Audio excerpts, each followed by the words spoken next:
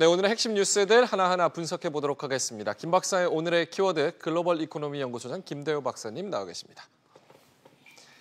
자, 오늘의 첫 번째 키워드입니다. 바로 보시죠. 자, 첫 번째 키워드 폼페이오 방북입니다.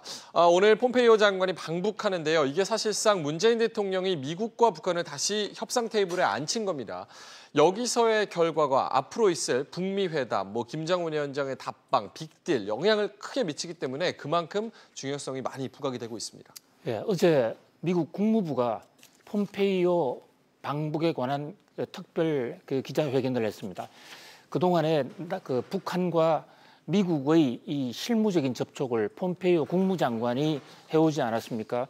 그런데 세 번째까지는 잘 되다가 네 번째 pom페이오의 북한 방문이 서로 간의 이견 마찰로 파토가 됐고 지금까지도 교착 상태를 맞고 있습니다. 이후에 문재인 대통령이 김정은과 평양 선언을 하고 또 문재인 대통령이 트럼프 대통령과 뉴욕에서 회담을 하면서 다시 북미 관계가 개선의 기미를 보이기 시작했고 그 첫 과시적인 성과가 폼페이오 국무장관이 7일 날 평양에 가서 김정은 국무위원장과 만난다라는 뉴스까지 나오게 된 겁니다. 이와 관련해서 청와대 일각에서는 북미 관계가 상당히 급물살을 타고 있다. 10월 달 중에 북한과 미국이 상당한 수준의 빅딜을 할 것이고 또 11월 달이 되면 종전 선언이 나올 수 있고 또 이어서 12월 달에는 당초 약속한 김정은의 서울 답방이 이어질 것이다.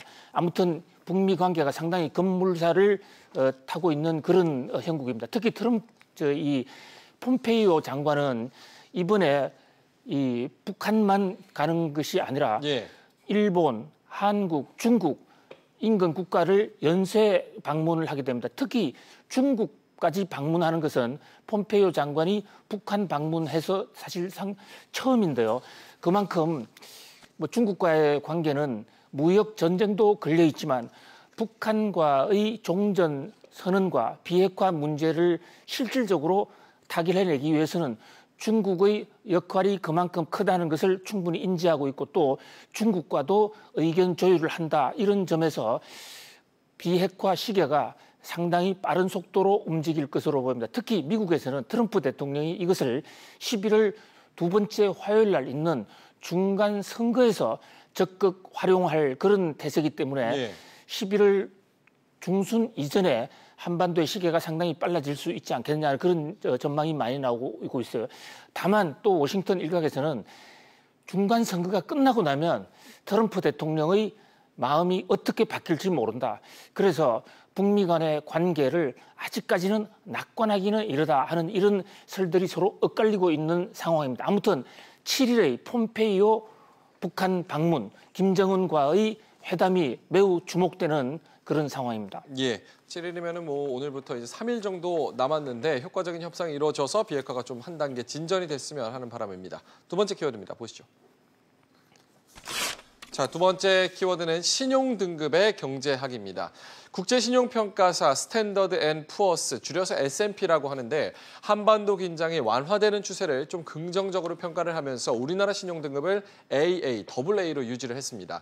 이 AA를 받은 나라들은요, 영국, 프랑스 등으로 일본, 중국보다는 또 2등급 높고요, 미국보다는 1등급이 낮습니다.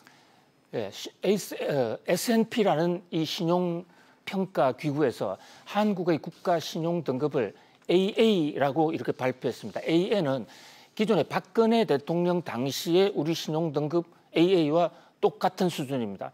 한국 경제가 최근 들어서 굉장히 좋아졌다. 특히 북한과의 이 평화 무드를 만들면서 한반도에 코리아 리스크가 없어졌다는 점을 높게 평가하면서도 신용 등급 점수는 AA로 그냥 그대로 현상을 유지했어요.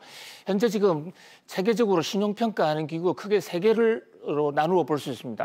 가장 오래된 게 무디스고 그다음에 S&P, 피치 이런 세 군데가 있는데 이 세 군데 다가 한국의 신용 등급을 전체 21등급 단계 중에서 약 3단계로 평가를 하고 있어요. 굉장히 높은 수준이죠. 그 아시아에서는 이제 홍콩보다 우리가 좀 처집니다만은 일본이나 중국보다는 높은 수준이죠. 지금 AA 플러스 1등급에 있는 나라는 미국과 홍콩입니다. 그리고 우리나라는 지금 유럽연합이나 영국 등 유럽의 상위권 국가와 동급 수준으로 굉장히 높은 수준으로 볼 수 있습니다. 예. 그런데 문제는 북한과의 관계 개선이 돼서 코리아 리스크가 없었는데도 왜 등급을 올려주지 않느냐. 이 대목에 대해서 많은 지금 궁금증이 야기가 되고 있는데요. 여기에 대해서 S&P는 북한과의 리스크가 감소된 것은 분명하다. 그러나 북한과의 관계 개선은 또 하나의 우발적 채무, 통일 비용이라는 문제를 야기할 수 있다. 예. 이를테면 남북한 철도 문제라든지 또는 북한 체제가 갑자기 흔들릴 때 남한에서의 통일 비용이 늘어날 것이다. 이래서 북한 문제에 관해서 S&P는 플러스도 마이너스도 아닌 플러스 한 점, 마이너스 한 점 이렇게 가서 중립적으로 봤다. 이런 얘기입니다. 또 하나 변수는 공기업에 대한 채무 누적인데요. 문재인 정부 들어와서 지금 공기업을 고용을 굉장히 정대하고 있습니다. 또 공기업을 통한 복지의 정진 이런 걸 하고 있는데 이 대목에 대해서 S&P는 이 문재인 정부가 복지 퍼주기를 할 가능성이 있고 그 복지 퍼주기가 공기업의 부실로 나타날 수가 있다. 그 밖에도 가계부채 불안 이런 등등의 몇 가지 불안 요소를 보고 있습니다. 그러나 어쨌든 등급이 중국과 일본보다 우리가 높고 네. 여전히 AA 수준이다. 그런 면에서 최근 일각에서 지금 한국 경제가 또 한 번 IMF로 가는 것이 아닌가. 10년 주기설에 따라서 한국 경제가 무너지는 것이 아닌가라는 그런 전망까지 나오고 있는데 국제금융기관인 월가에서는 적어도 한국 경제를 상당히 높은 AA 수준으로 보고 있다. 그런 면에서 대단히 소망스러운 게 아닌가 싶습니다. 이 S&P라는 회사는 사실상 월가에서 가장 영향력이 높은 회사로 볼 수 있어요. 미국 월가에서 대표적인 주가 지수가 S&P 500이라는 게 있습니다. 예. 사실 다우 지수보다 이게 과학성이 더 높은 것이에요. 그것을 만드는 기구이기도 하고 S&P가 이렇게 한국 신용 등급을 AA로 유지하면서 무디스와 피치도 연쇄적으로 이런 반응을 보일 것으로 생각됩니다. 특히 미래에 앞으로의 신용 등급이 어떻게 될 것이냐 하는 그 대목에 대해서도 안정적 포지티브로 평가를 했습니다. 당분간 한국 경제의 신용 등급이 급전직하할 그런 위험은 없다라는 어떻게 보면 뭐 전체적으로 낭보라고 볼 수가 있겠습니다. 예. 자, 오늘의 세 번째 키워드는 정치 뉴스 알아보도록 하겠습니다. 보시죠. 자, 세 번째 키워드 윤의 신고식입니다. 국회 동의 없지만서도 임명이 강행이 되면서 논란을 낳았던 윤의 부총리 오늘 국회 대정부 질문에 출석을 하게 되는데요. 야당들이 단단히 화가 나서 벼르고 있습니다. 예, 윤의 부총리 겸 교육부 장관이 야당의 반대로 국회에서 청문 보고서도 채택을 하지 못했지 않습니까? 동의도 없은 것을 떠나서 보고서 자체 채택을 못했는데 예. 청와대가 지금 임명을 강행을 했습니다. 여기에 대해서 김병준 한국당 비상대책위원장 등은 청와대 오만이다 이런 식으로까지 지금 혹평을 하고 있고 한국당에서는 비상의원총회까지 했죠. 그런데 공교롭게도 그 비상총회에서의 반발 성토에 그가 이 피도 마르지 않은 잉크도 마르지 않은 이런 상태에서 유은혜 부총리가 오늘 국회에 사회부총리 겸 교육부 장관 자격으로 대정부 질의에 나왔습니다. 오늘 대정부 질의는 교육과 사회 문제입니다. 유은혜 교육부총리가 사실상 이 교육과 사회의 총책임자거든요. 그런 면에서 오늘 야당이 어떻게 반응할 것인가가 굉장히 주목되고 오늘 유은혜 부총리와의 야당의 이 한판 승부가 앞으로 전국에도 큰 갈림길이 될 것으로 보입니다. 이와 관련해서 유은혜 부총리가 교육부 장관 취임식에서 고교 무상교육을 내년부터 시행하겠다라고 취임사에서 못을 박아버렸습니다. 지금 이 무상교육을 하는 것은 뭐 장기적인 정부의 방향이긴 하지만 여기 예산이 들어가는데 정부의 예산안은 내년도 무상교육 없이 지금 국회에 이미 제출돼 있는 상태거든요. 12월 2일까지 예산안이 통과되는데 무슨 이 예산의 근거를 가지고 취임식에서 내년도에 무상교육을 하겠다라고 이렇게 선언을 했는지 이 대목에 관해서도 지금 야당은 벼르고 있거든요. 이 유은혜 부총리에 대한 가장 그 비판의 목소리는 교육 전문가가 아니다라는 그런 점인데 취임 일성으로 내년도 무상 교육을 주장을 해서 이렇게 정쟁의 고리를 만들 필요가 있는 것이냐 하는 그런 점에서 지금 논란이 있을 수가 있습니다. 그 밖에도 지금 유은혜 부총리의 이 대학 입시에 관한 문제, 수능 비중을 높일 것이냐, 학종 비중을 높일 것이냐 하는 이 문제에 대해서도 지금 여야 간에 첨예하게 벌어져 있는 지금 사안이거든요. 아무튼 오늘 유은혜 부총리가 이러한 난관을 어떻게 돌파할지 오늘 국회에서의 대정부 질의가 매우 주목됩니다.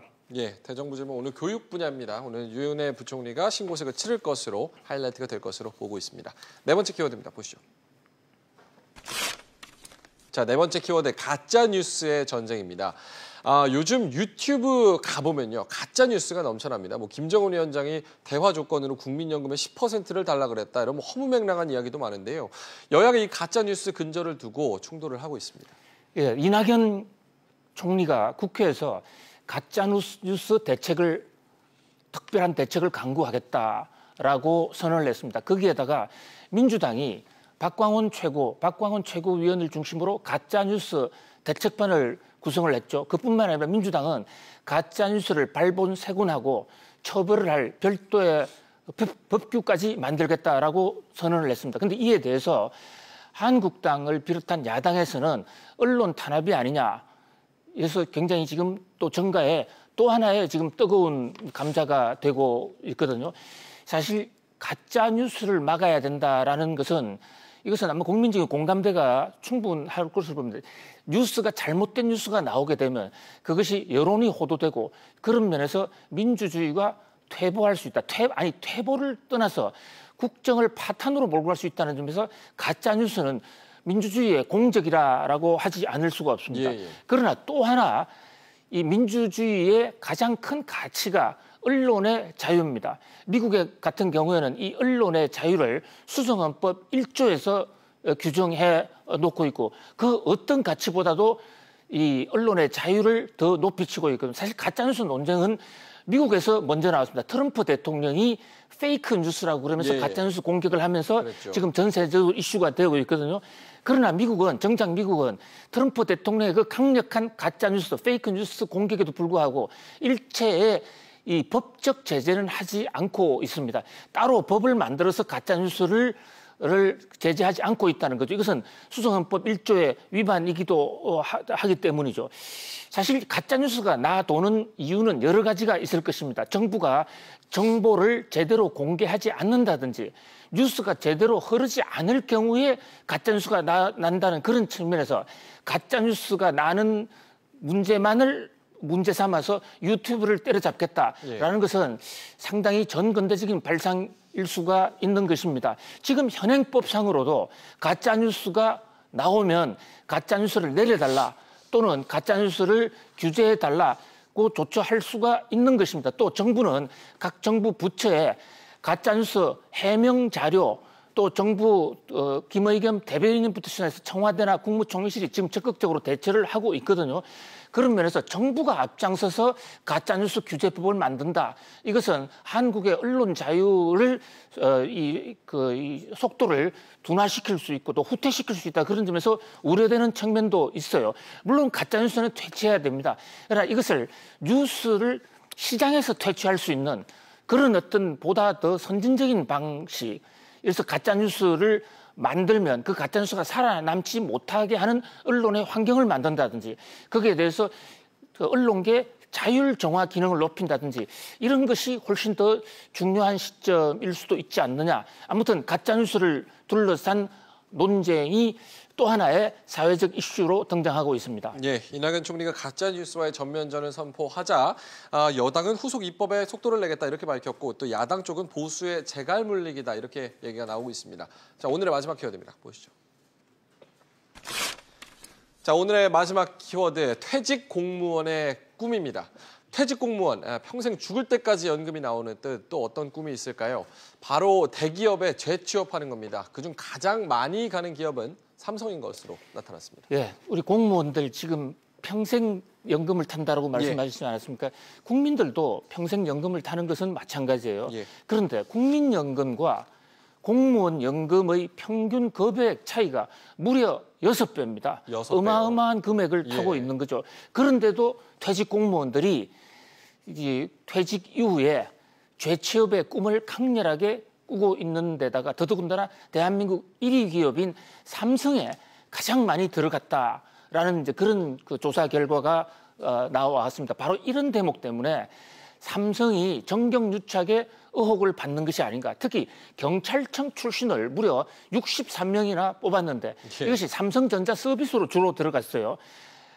바로 이와 관련해서 최근에 지금 검찰이 수사를 하고 있지 않습니까? 삼성전자 서비스의 노조 탄압과 관련해서 경찰을 동원하지 않았느냐는 그런 혐의를 더욱더 짙게 받게 되는 겁니다. 지금 이 공무원이 뭐 보수를 많이 받고 공무원의 그런 역량을 퇴직 후에도 활용하는 것 그 자체는 사회적으로 플러스되는 요소가 많이 있을 것입니다. 그러나 공무원이 사회의 시장 농단을 막고 수요 공급과 시장의 질서를 잡아야 될 공무원들이 퇴직 이후에 저런 식으로 삼성, 한화, 롯데를 가기 위한 꿈을 꾸고 있다면은 공무원 재직 중에 공정하게 재벌 정책을 수행할 수 없을 것이다 라는 그런 점에서 우려되는 바가 크고요. 지금 우리나라 공직자윤리법이라는 게 있어요.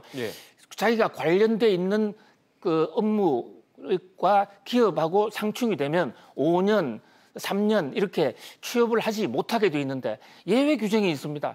공직자 취업 승인 심사위원회가 있어서 여기서 허용만 하면 무제한적으로 취업할 수 있거든요. 그럼 그분들은 연금도 나오고 월급도 나오고 둘 다 받는 건가요? 연금 물론 나오지만 이제 연금에 그 퇴직 이후에 그 이 소득이 생기면 연금이 줄어드는 그런 현상은 있습니다만 지금 연금의 문제를 떠나서 이 정경유착의 문제 이건 대단히 심각한 문제고요. 이러다 보니까 전 대학생들이 지금 공무원 하겠다고 난리인데요. 공무원도 중요한 직업이지만 전 세계 선진국의 추세로 볼 때는 이 첨단 산업, 창의적인 직업이 그 나라의 미래를, 경제의 미래를 좌우한다라는 측면에서 볼 때 모든 사람들이 공무원만 되겠다고 하는 이 풍조, 이것은 대한민국이 망국으로 가는 지름길이 아니냐, 매우 우려가 높습니다. 김 박사의 오늘의 키워드 5가지였습니다. 폼페이오 방북, 신용등급의 경제학, 윤의 신고식, 가짜뉴스의 전쟁, 퇴직 공무원의 꿈까지 5가지 키워드 알아봤습니다. 글로벌 이코노미 연구소장 김대호 박사님이었습니다.